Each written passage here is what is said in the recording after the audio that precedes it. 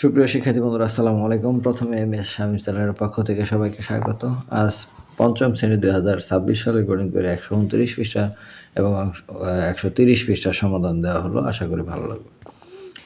তো 129 পৃষ্ঠা এবং 30 পৃষ্ঠা আছে ত্রিভুজের ক্ষেত্রফল, অর্থাৎ ত্রিভুজের ক্ষেত্রফল কীভাবে আসে এবং কীভাবে আমরা ত্রিভুজের ক্ষেত্রফল নির্ণয় করতে পারি সূত্রের সাহায্যে, সেইটা আমরা এই 2 পৃষ্ঠায় শিখব।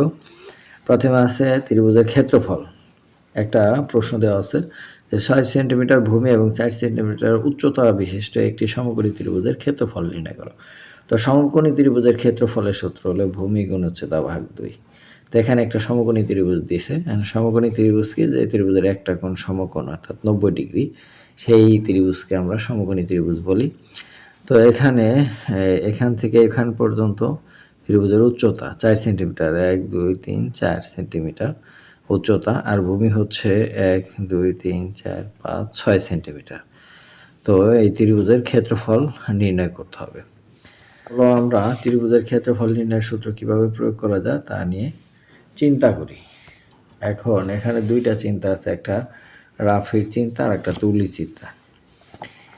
তুলি করছে কি, যে এই যে একটা ত্রিভুজ, এই ত্রিভুজটাই এখানে বানানো হয়েছে। ত্রিভুজের ওই উচ্চতাকে 2 ভাগে ভাগ করছে। 4 সেন্টিমিটার আছে, তো 2 সেন্টিমিটার এখানে রেখে আর 2 সেন্টিমিটার অংশ এই সমান করে কাটছে। কাইটা নিয়ে এইখানে এসে উল্টা করে যোগ দিছে।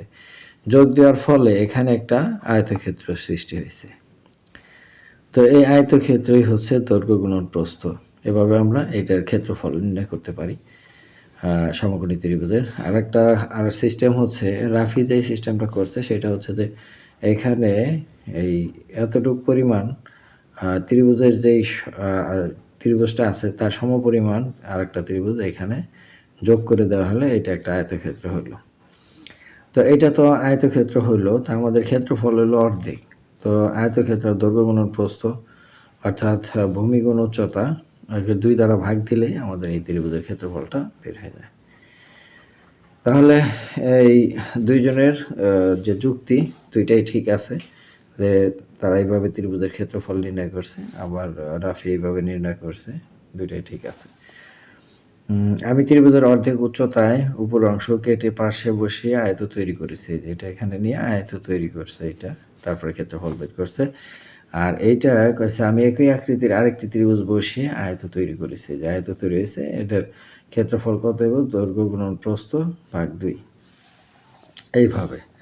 তো নিচে আমাদের কিছু জিনিস দেওয়া আছে, সেটা হচ্ছে যে সহপাঠীদের সঙ্গে দলে আলোচনা করি।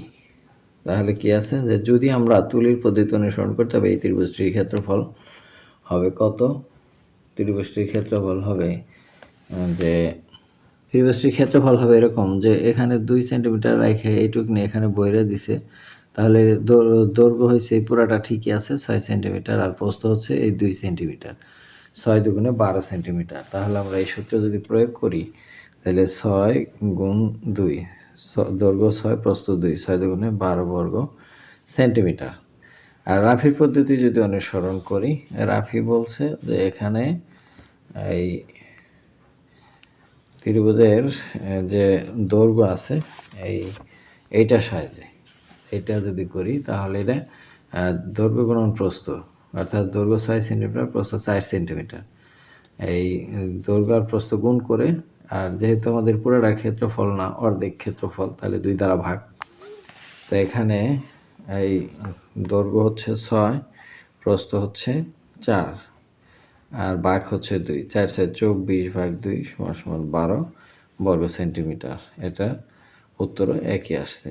তো পদ্ধতি ভিন্ন হলেও আমাদের উত্তর কিন্তু একই আসছে।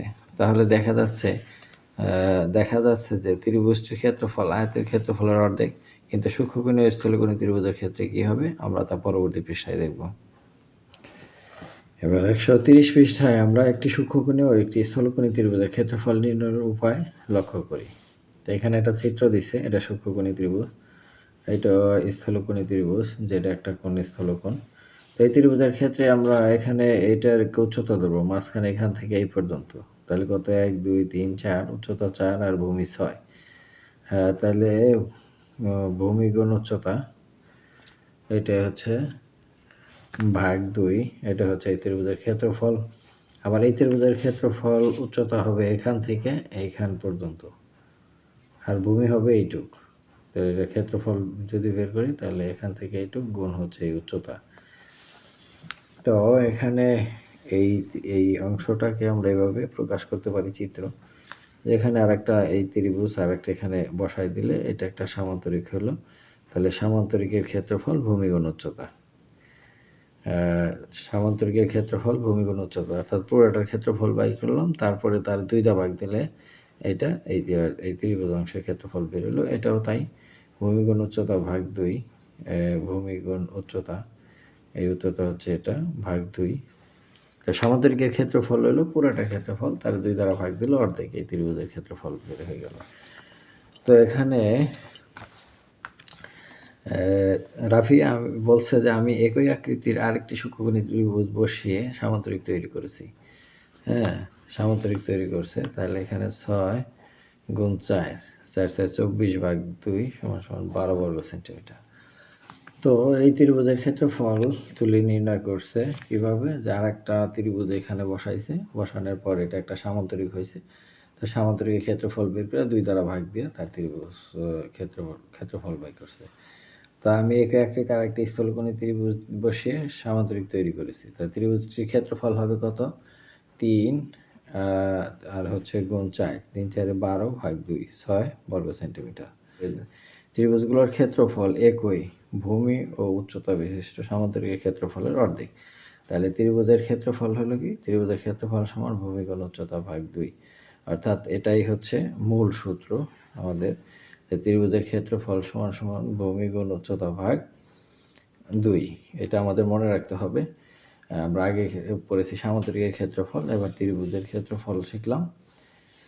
তো শিক্ষার্থী বন্ধুরা, আজ এ পর্যন্তই। দেখা হবে পরবর্তী পৃষ্ঠার ভিডিও নিয়ে। সে পর্যন্ত সবাই সুস্থ থাকবে। ধন্যবাদ সবাইকে।